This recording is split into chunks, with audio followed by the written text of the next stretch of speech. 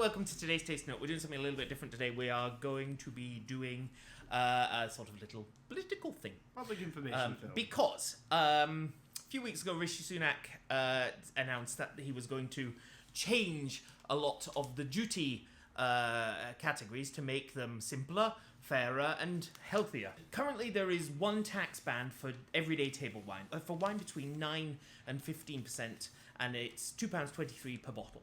What Sunak is proposing is that that changes, and instead of having 3 simple bands, is create 27 new bands of tax, and this is to make it simpler.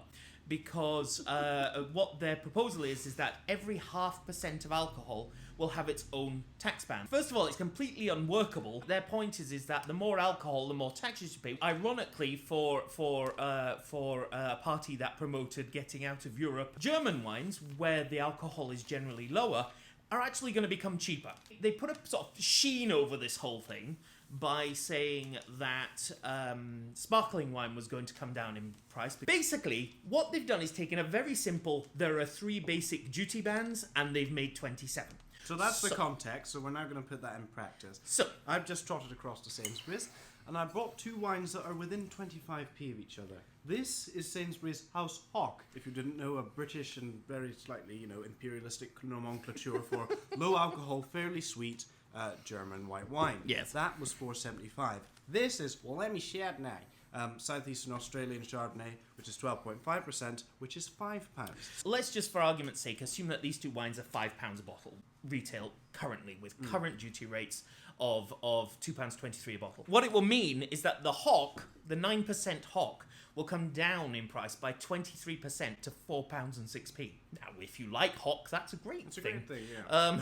But it will mean that the 12.5% Australian Chardonnay will actually go up by 7% to £5.37. And if you had let's say a 14.5% Aussie Shiraz, that's actually going to go up 19% to £6.12. So 2 bottles of wine that are currently a fiver are going to go. One's going to go down to £4.06. The other's going to go up to £6.12. A £2 difference, and it's all because of the duty differences.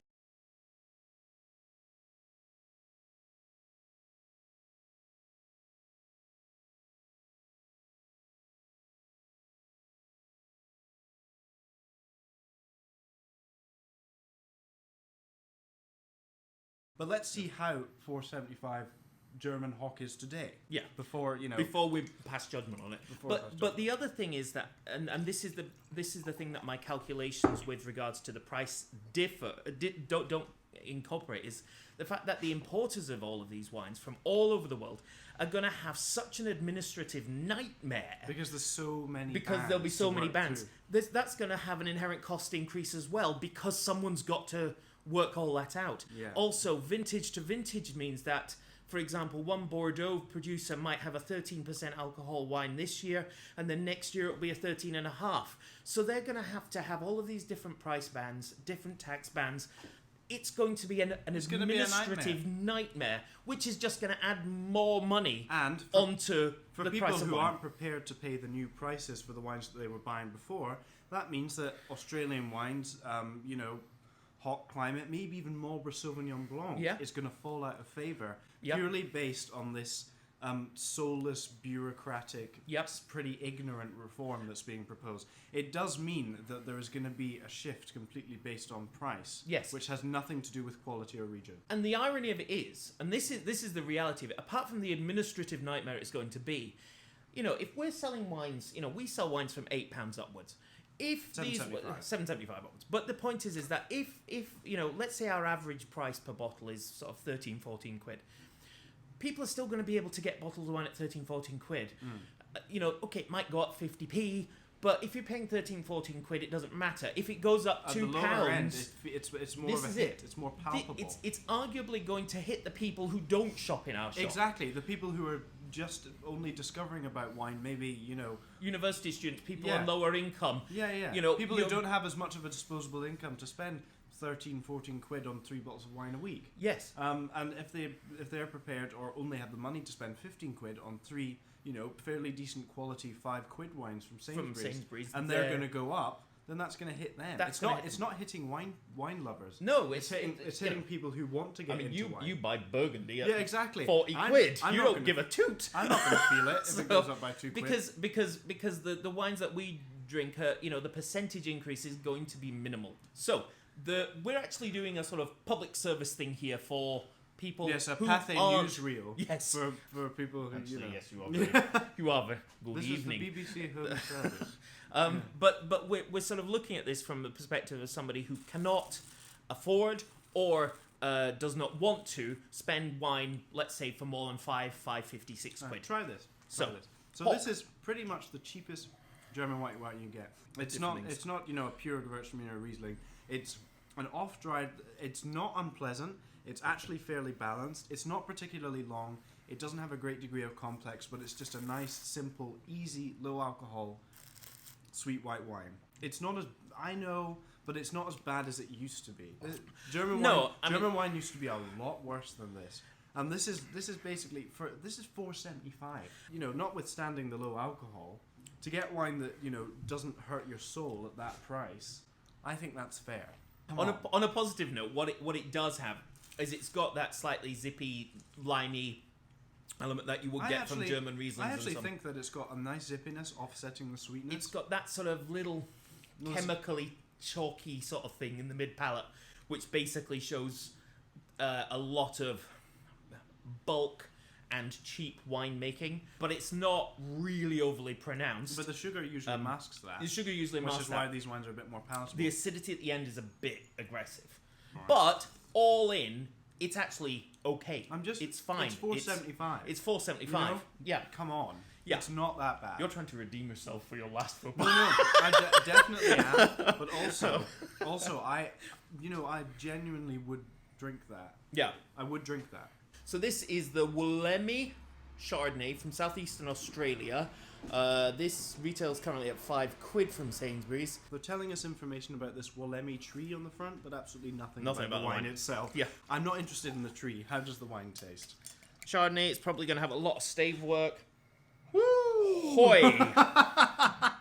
Yeah, give me the hock every day of the week. Okay. This has had buckets of sawdust shoved in it to give it some sort of oakiness. Opal fruit's gone bad. The plywood and the MDF from B&Q put in the tag. It actually, it smells like walking down the wood aisle in B&Q. That's what it... So when I say judicious oak, I would say that this is criminal with pineapples. Yeah, this is criminal oak. B&Q aisle with pineapples. Yeah, that's good. It's not great. Holy hell! Yeah. That's a bad wine. That's a bad wine, and that's going to get more expensive. And this is our point. The absolute, death knell wine. Oh, awful. That's going to get more expensive, folks. That's objectively just bad winemaking. I had 2 drops of that, and I have heartburn. It's I need a Gaviscon. It's aggressive alcohol. It's abhorrent use of oak, and it is a complete denigration and awful. How are they able to use the word Chardonnay on that? That's just disgrace as far as Chardonnay is concerned. And if you mistreat it, it's one of the grapes that hurts you the most. If you do Chardonnay badly, it will hurt you. Riesling and Müller-Thurgau and Sylvaner and Gewürztraminer, if you do them cheaply, they hurt you less.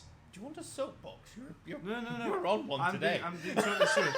The sugar is higher, the alcohol is lower. It's not going to slice you in half, but it's not the nice slice you in half where it's with a clean razor. It's with a broken lawnmower and a chainsaw. It's an abandoned, tree cutting business. But I don't know what I'm saying. Basically, that's just awful. It's terrible. And basically, it's going to get more expensive. Aggressive alcohol, horrific use of oak, horrific fruit profile to it. There is no discernible good fruit. It's almost like a rotting fruit bowl of fruit. Yeah, this is awful. This is really bad. Don't ever buy that. In my experience, that's the kind of quality you get for £5. Yeah, because the majority of that is tax. And it's not just it's a bad wine. It's about and 4 pence worth of wine in that. Exactly. It's not like it's not great. It's just awful. Yeah. The Hock's all right though. The to Hock be is fair, fine. the Hock is fine. To be fair, the low alcohol and the sugar are in its favour in that. Yeah. But then, who cares? It's a nicer wine. So if you want a Sainsbury's tip this weekend, House Hock is not even that bad. it's not that bad. Well, it is as it says. It says it does what it says on the tin. It's soft and fruity. Yeah. And Rishi Sunak, who how has the man got so much money? Yeah. He has to be intelligent. How can he say that 27 tax bans is easier and simpler than 3? It's basically a government coming up with an idea and going, "This is great," and they've not thought it through, because something to all pad out the budget governments. speech. This is just my little political rant now. All governments have ideas and don't think about the practical implications of them, and that's exactly what this new duty thing is. 27 tax bans instead of 3. So it's not us complaining about the fact that our favourite wines are going to get more expensive. Because it won't matter. Because it's not going to feel. us. It's about the fact that people who won't get into wine or have not the disposable income or willingness to spend that much money on wine are going to feel it. Yeah, and that's the And are takeaway. therefore either going to drink more awful wine at cheaper prices. Yep. Or be detracted from other regions purely based on this stupid price thing, and are going to be detracted from wine in general. Which is a sad thing because we love it. So have a lovely day. Bye.